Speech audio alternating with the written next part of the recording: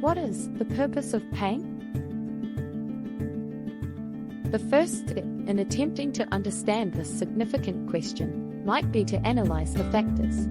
One factor being pain, the question arises, what is pain? Pain is basically, technically negative signals going to the brain to warn that something harmful is occurring to the body. On the very basic and simple level of physical pain, which we share with the rest of animals, pain is a necessary requirement to warn from further damage. This type of pain is therefore arguably a beneficial concept. Theoretically, the next type of pain would be emotional pain. Emotional pain is caused by the knowledge of something, and that knowledge causing a negative trigger in the brain, telling the owner something negative is occurring.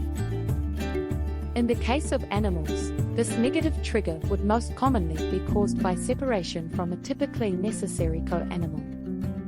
By the theory of evolution, it would be beneficial for a lot of species of animals to live in cooperation with other animals of their own species in order to survive.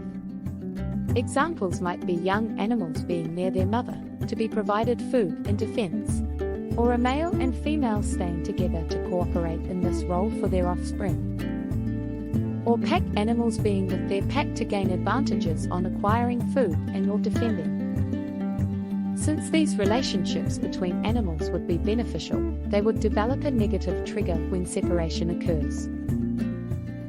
This negative trigger would happen based on the knowledge of a scenario, and can be considered the basics of emotional pain, rather than a direct physiological trigger such as hunger or a wound. With limited capable knowledge, animals would have a small window for emotional pain, based on the limited scenarios where their specific species has developed those negative triggers. Humans, on the other hand, have a profoundly vaster expanse of capable knowledge. Yet we still have those animalistic instinctive triggers for emotional pain. With the development of conscious awareness in general, humans expanded the potential for knowledge almost infinitely. With the infinite scenarios and combinations of variables in this world, comes an unending possibility of knowledge. With all the potential for knowledge, comes the potential for the negative trigger based on knowledge of a negative circumstance. Therefore, humans have a drastically increased potential for emotional pain. Since it is based on knowledge, any emotional pain is therefore relative to the individual's comprehension and analysis of the knowledge. Emotional pain should be relative to the amount of knowledge, as well as that individual's interpretation and comprehension of the degree of negativity of the knowledge. If someone comprehended nothing as negative to their perspective and understanding, they would therein feel no emotional pain. That is an extreme example, but portrays a concept.